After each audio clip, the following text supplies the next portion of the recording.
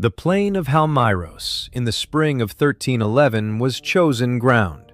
700 Frankish knights of the Duchy of Athens formed up at its western edge, the finest heavy cavalry in the eastern Mediterranean, armored men on armored horses, veterans of a century of conquest in Greece, and their commander, Duke Walter of Brienne, was so certain of the day's outcome that chroniclers record he refused any negotiation at all. Across from them stood the men he intended to exterminate, a company of unpaid mercenaries in leather and iron, most of them on foot. By nightfall, according to the chronicles of the period, nearly every one of those 700 knights was dead. The duke's head was on a spear, and an entire French-speaking aristocracy in Greece had ceased to exist in a single afternoon. And here is the part that should not be possible.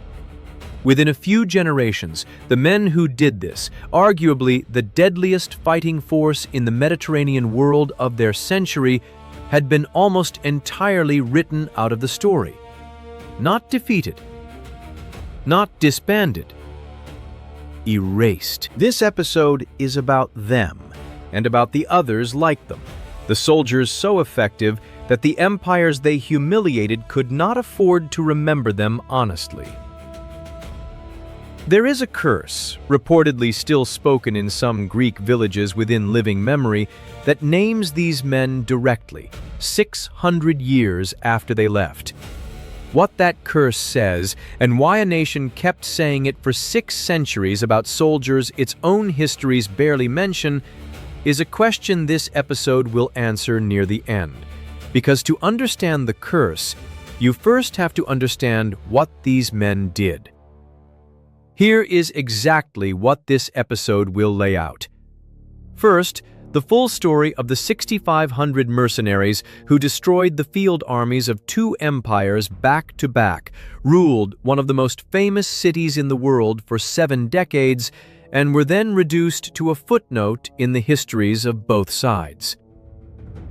Second, the elite imperial guard that protected Byzantine emperors for 2 centuries, whose only surviving first-person trace in the entire archaeological record is a single name scratched into a marble parapet in Hagia Sophia. Third, the roughly 230 defenders at a place called Gate Pa in 1864, whose earthwork design absorbed the heaviest artillery bombardment of an entire colonial war, and, in the judgment of several military historians, anticipated First World War trench engineering by 50 years.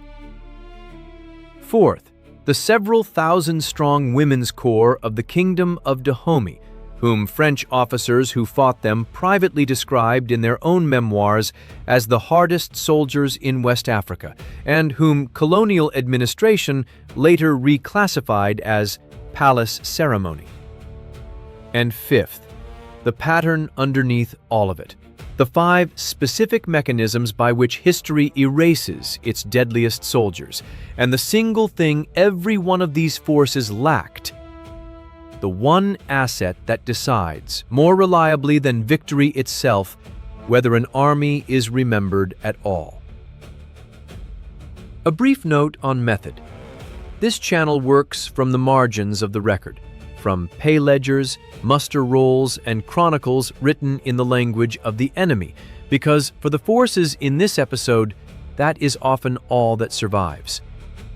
Where a claim rests on a single chronicler, it will be said so plainly. Begin in 1303 in Constantinople. The Byzantine Empire, under Emperor Andronikos II, was losing Anatolia piece by piece to Turkish warbands, and its own army, hollowed out by decades of budget cuts to fund diplomacy instead, could not stop the bleeding. So the emperor did what desperate empires do. He hired outsiders.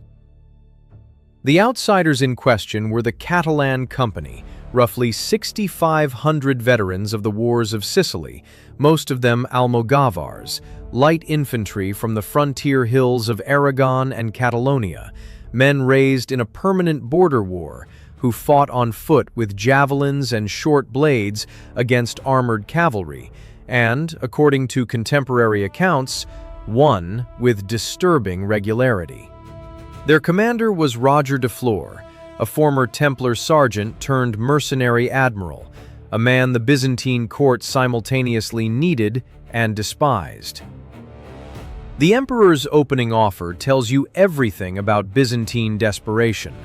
The company was promised double the standard rate of imperial pay, and Roger de Flor was married into the imperial family itself and granted one of the highest titles in the empire. They earned the pay quickly. In their first major engagement in Anatolia, at Cyzicus in the winter of 1303 to 1304, the company shattered a Turkish force many times larger, and in the campaign that followed, they marched clear across western Anatolia, relieving the besieged city of Philadelphia, which had been starving behind its walls, and driving back war bands that had pushed the empire to the coastline. The Chronicle of Ramon Muntaner, a source we will return to, records their war cry.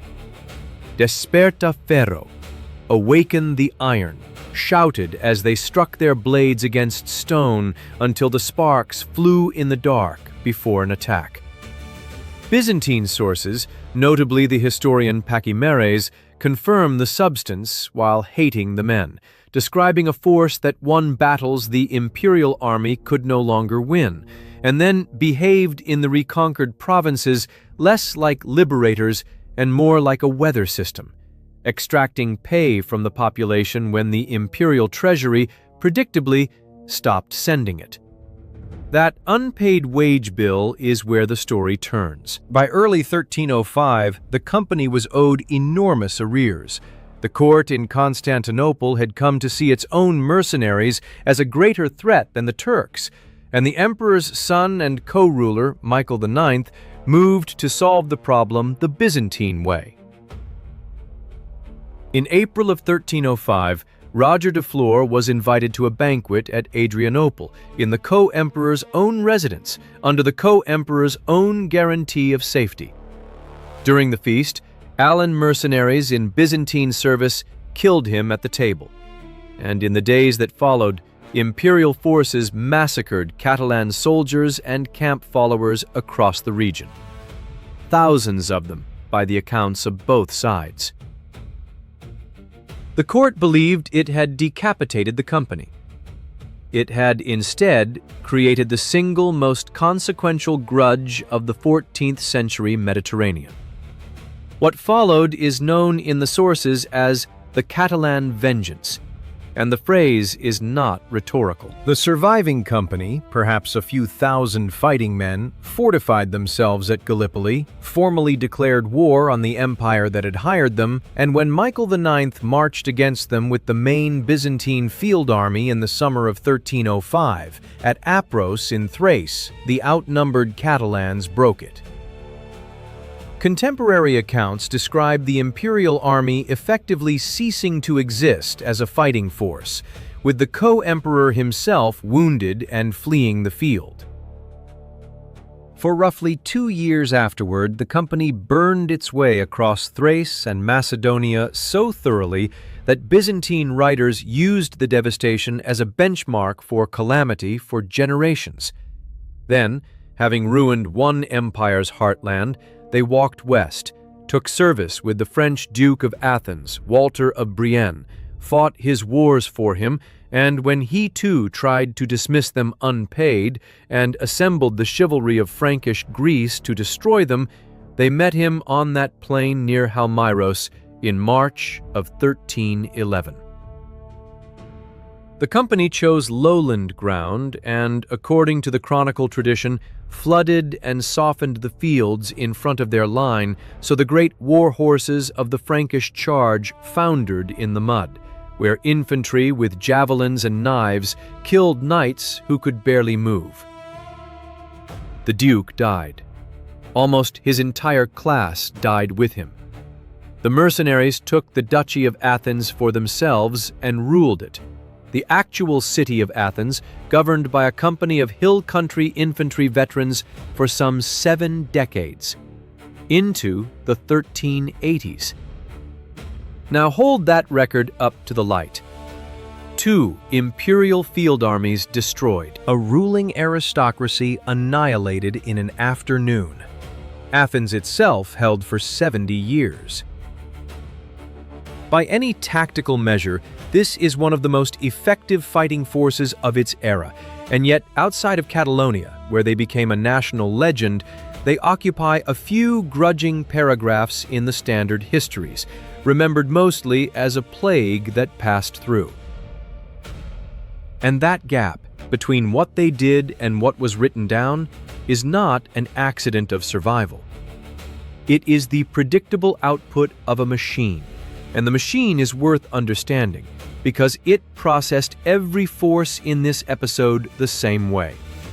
The mechanism, in plain terms, is this: armies do not write history. Institutions write history. States, churches, chancelleries, and paid chroniclers. And institutions record their own story, which means a fighting force gets remembered in proportion not to how well it fought, but to how well it was attached to an institution with scribes. Consider who held the pens around the Catalan Company. On one side, the Byzantine historians, Pachymeres and later Gregoras, court intellectuals writing for the very government the company had humiliated, whose account, unsurprisingly, dwells on Catalan atrocity and passes quickly over Apros, where the empire's own army dissolved. On the other side, the Latin chroniclers of Frankish Greece and the papal court, writing for the class of men who died in the mud at Halmyros, and for a papacy that at one point excommunicated the entire company. Neither institution had any incentive to record plainly and at length that a band of unpaid foot soldiers was tactically superior to everything both civilizations could field. So the record we inherit is a record of grievance, thick on what the company took, thin on how the company won. And here is the detail that makes the pattern visible. The financial records survive better than the military ones. We know the company's pay rate, double the imperial standard, because the treasury's complaint entered the record. We know the arrears because the dispute entered diplomatic correspondence. The ledger outlived the battle plan because the ledger belonged to the institution, and the battle plan belonged to men who mostly could not write. When Patricia, so to speak, is written out of history, it is not because no one was watching. It is because everyone watching worked for the other side. And this same asymmetry, pay records without tactics, grievance without analysis, holds for the next 3 forces almost line for line.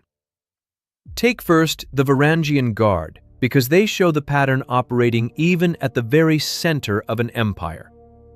From around 988, when Emperor Basil II received some 6,000 Norse and Rus warriors from Prince Vladimir of Kiev and formed them into his personal guard, the Varangians stood closest to the Byzantine throne for roughly 2 centuries. These were not decorative sentries. Byzantine accounts describe them as the shock reserve, the axe-bearing regiment committed when a battle had to be ended. And at Beroia in 1122, when a Pecheneg army fortified itself inside a ring of wagons that the regular army could not crack, chronicles credit the guard with hacking through the wagon wall and deciding the campaign. Future King Harald Hardrada of Norway served in its ranks in the 1030s and 40s, and came home rich enough to fund a war for the Norwegian crown. And yet, ask what the guardsmen themselves left behind, in their own voice, in their own hand, after 200 years at the heart of the medieval world's greatest city, and the honest answer is close to nothing. The most famous surviving trace, and it is worth pausing on this, is a piece of runic graffiti on a marble parapet in the south gallery of Hagia Sophia, worn almost smooth, which scholars read as containing the Norse name Halfdan, likely cut by a bored guardsman during a service he could not understand. That is the loop we opened at the start, and this is its resolution.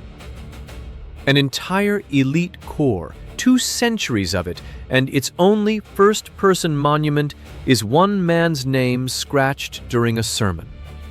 Everything else we know arrives second-hand, through Greek courtiers who called them barbarians with axes, or through Icelandic sagas written down generations later and an ocean away. Deadliest men in the room, and not one of them attached to the pen. Second, move 5 centuries and half a world to Tauranga, New Zealand on the 29th of April, 1864. A British force of around 1,700 men with naval guns and heavy mortars faced a Māori position called Gate Pa, held by roughly 230 warriors under the leadership of Rawiri Puhiraki. The British bombardment that morning is generally described as the heaviest concentration of artillery fire of the New Zealand wars. Hours of it onto a position smaller than a couple of football fields, after which an assault column advanced into what should have been a graveyard. It walked into a functioning fortress. The defenders had built not a wall, but a system. Anti-artillery bunkers roofed and buried so that the garrison sheltered underground through the bombardment, concealed firing trenches, and interior lines designed to let a tiny force ambush attackers inside the position itself. The assault collapsed with over 100 British casualties, including a strikingly high proportion of officers, against a few dozen defenders lost. And that night, the garrison slipped out through the encirclement, essentially intact. Several military historians have argued that Gate Pa's combination of buried shelters and trench systems anticipated the field engineering that European armies would relearn at catastrophic cost on the Western Front 50 years later.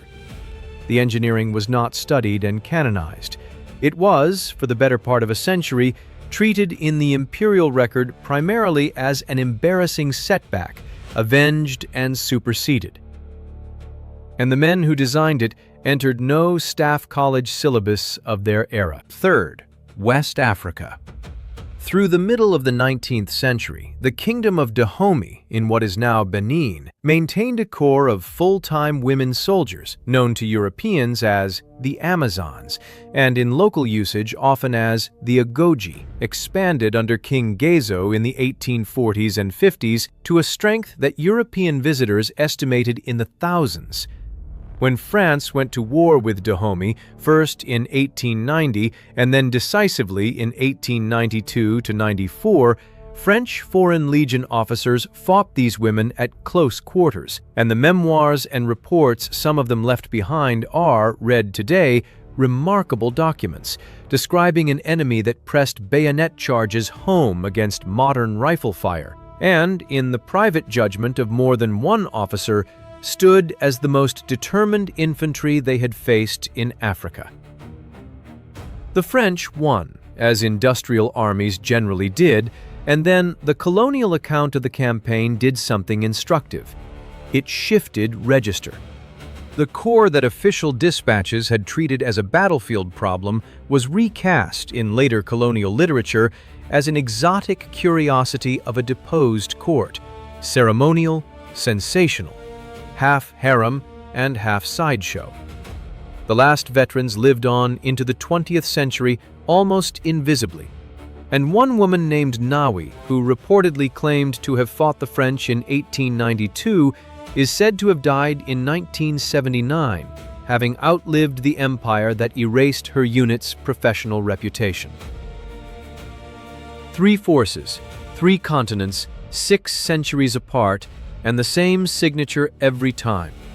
The fighting is documented by the enemy.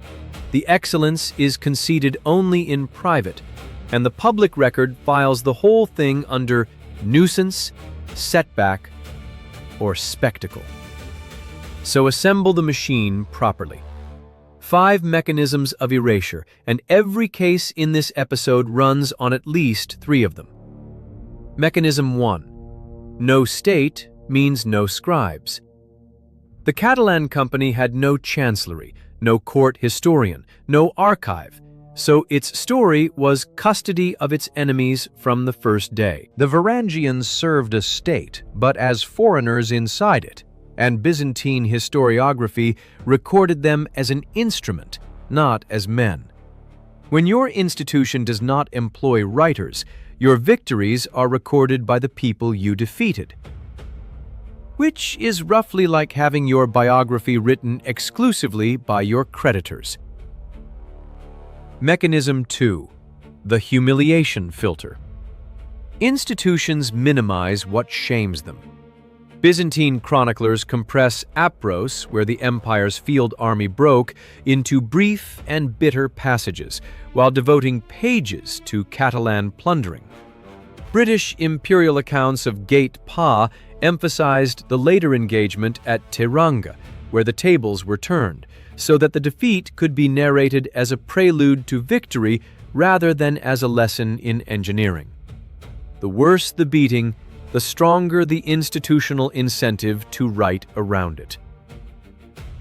Mechanism 3. The language wall. Records live in languages, and languages have gatekeepers. What the Almogavars thought survives essentially in Catalan, which mainstream European historiography barely consulted for centuries. What the Varangians thought survives in runes and late Norse sagas. What the defenders of Gate Pa knew was carried in Māori oral tradition, which colonial historians of the period did not treat as a source. A force whose knowledge lives outside the archive's language is a force scheduled for deletion. Mechanism 4. The wrong kind of soldier. Every one of these forces violated its era's picture of what a real soldier looked like. Foot soldiers in leather beating knights offended the chivalric order that produced the chronicles. Women with muskets pressing home charges offended the colonial order that produced the dispatches. In each case, the record keepers faced a choice between revising their categories and shrinking the anomaly, and the anomaly got shrunk. The Agogi reclassified as ceremony, the Almogavars as brigands, the Gate Pa garrison as savages who got lucky. Mechanism 5. Victory without inheritance. This is the quiet one. Forces that lose can at least become cautionary tales.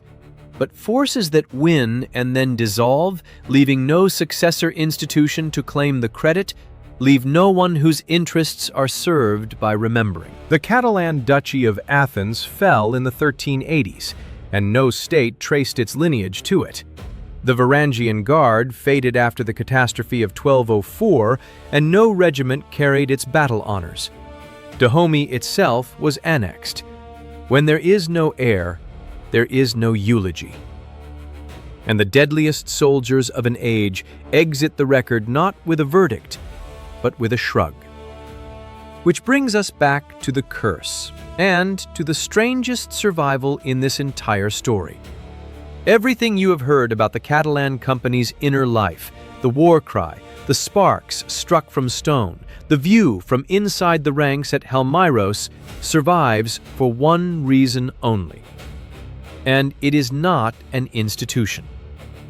One of the company's own officers, Ramon Muntaner, who had administered its base at Gallipoli through the vengeance years, went home, and around 1325 in Valencia sat down and wrote a chronicle of everything he had witnessed. He was a soldier who happened to be a writer, and that single accident of literacy is the entire difference between the Catalan Company and the Varangian Guard in our knowledge today. One insider with a pen versus a name scratched on a balcony rail. Muntaner is partisan, and historians read him with care, but without him, the company would be only what Pachymers said it was. And the Greek side kept its own unofficial record in the mouth rather than the archive. Tradition holds, and travelers and folklorists reported versions of this into the modern era, that in parts of Greece, the memory of the vengeance survived as a spoken curse. May the vengeance of the Catalans fall upon you. Still in circulation, centuries after every chronicle had gone silent. And accounts persist that on Mount Athos, a formal prohibition connected to the Catalan raids remained technically in force into the 21st century. Weigh that. The official history nearly forgot them. The cursing peasantry did not. For 600 years. Which tells you the erasure was never about the events being too small to remember. The events were unforgettable. The erasure was about who owned the paper. If you take one thing from this episode, take this. Military reputation is not a record of lethality. It is a record of documentation. And the two diverge constantly. 6,500 mercenaries broke two empires' armies inside 8 years and hold a footnote. 230 men at Gate Pa absorbed the heaviest bombardment of a war and pre-invented the trench systems of 1915, and their names went unrecorded by the army they defeated. Several thousand women stood their ground against legion bayonets and were filed under spectacle. So the next time a history book tells you who the greatest soldiers of an age were, it is worth asking the quieter question underneath. Greatest according to whose surviving paperwork? And who was standing on that field with no scribe behind them? That question is close to the founding principle of this channel, and there are more of these deletions in the record than there is time to cover. The garrison engineers of the Dutch revolt, the Mongol pioneers who made stone walls obsolete, entire schools of war that survive only in their enemies' complaints. If this kind of history is why you are here, subscribing genuinely helps the channel find the people who want it, and a like tells us to keep digging in the margins where the official record goes quiet. I will see you in the next one.